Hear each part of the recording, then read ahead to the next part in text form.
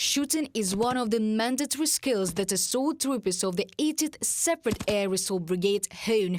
They train in their free time from combat missions at one of the training grounds in the Donetsk region. According to the legend of the training, military personnel cover their brothers in arms so that they can complete the task, reach the line and strike the enemy. Cover and retreat are provided by smoke screens. Serhiy and his brothers in arms are now working in positions in Klishchiivka. The settlement was liberated by the Ukrainian Defence Forces about a month ago, but the enemy is constantly trying to regain lost positions. There are heavy battles there and they don't stop. Every day we knock out those bastards, shoot them and storm them, do whatever you can. But then still get thrown and thrown here, new enemy manpower. The same goes for equipment, also artillery, and everything is completely different. Every day they fire missiles at Ukraine. The soldiers also practice shooting skills with flamethrowers at the training ground.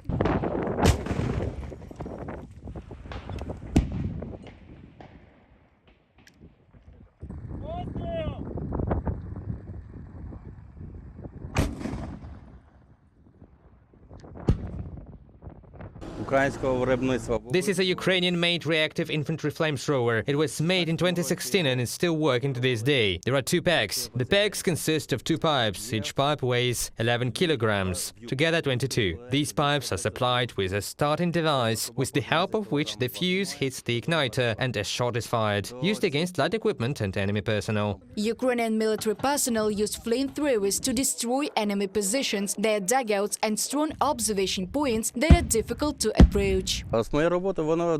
From my work, it makes a lot of noise, and even if a large enemy force is coming, this shot stops them. Panic begins, everything around begins to burn, whether there is grass or some kind of a tree. And you can continue to work, shooting from barrels, from RPGs and so on. It is used well against enemy personnel in open areas of land. Its affected area is 80 square meters. A radiation, chemical and biological protection company works at the positions of Ukrainian assault aircraft several times a week. Their task is to check radiation levels and conduct chemical analysis of the environment in order to identify what weapons the enemy is using against the Ukrainian Defence Forces.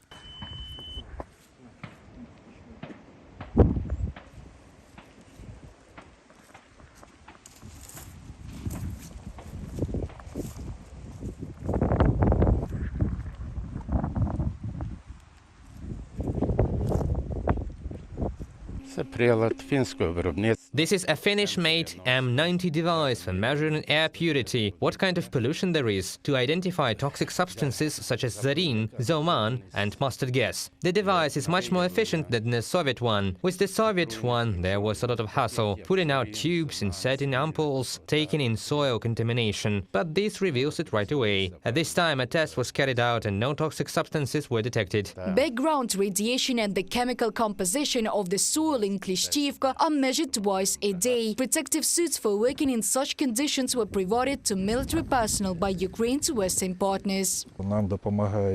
Thanks to the help of our partners, we received a sample of the American VDR-2 for measuring background radiation. The enemy cannot do bad things to us every day, so it is advisable to measure it in the morning and evening. Every day we do our work, take measurements, check and report. If God forbid some fact of pollution is revealed, there will definitely be report to higher authorities.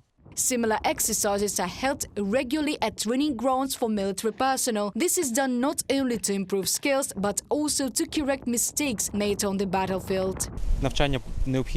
Exercises are necessary constantly in order to improve skills, in order to bring certain functions to automaticity, allowing us to control the state of the background radiation, which is under threat due to the fact that the enemy has the Zaporizhzhia nuclear power plant in its hands. And second, this is chemical reconnaissance, a device that allows you to determine the content of poisonous substances in the air. Unfortunately, there are cases where it is used by our enemy, and to ensure safety, the affected area is determined by the concentration of those substances, and we also conduct chemical reconnaissance. Also, practicing actions at training grounds that are as close to real as possible makes it possible to prepare those soldiers who have been on the front line for not a long time.